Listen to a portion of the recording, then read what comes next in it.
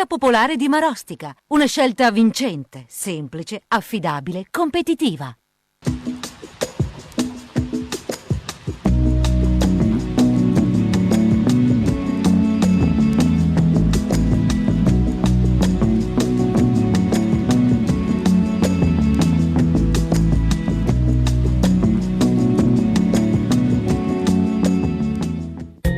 Venerdì 10 gennaio, San Valerio Eremita. È il 10° giorno dall'inizio dell'anno, ne mancano 355 al termine. Il sole sorge alle 7:49 e tramonta alle 18:48.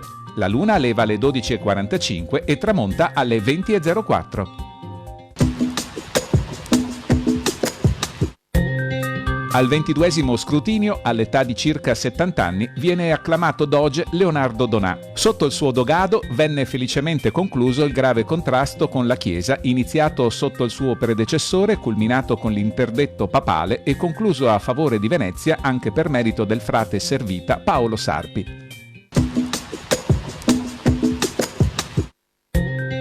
Presso il Tempio Regina Pacis a Giavera del Montello, un presepio di circa 100 metri quadri con statuine in movimento, laghetti, acqua, pioggia, neve ed effetti speciali. Il presepio si può visitare fino al 7 gennaio tutti i giorni dalle 15:30 alle 19:30, dal 7 gennaio solo sabato e domenica oppure su appuntamento.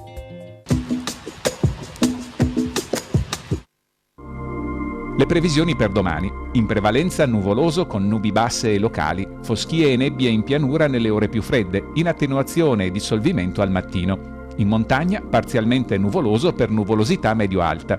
Precipitazioni assenti, temperature stabili o in lieve calo nelle minime in pianura, in calo in montagna.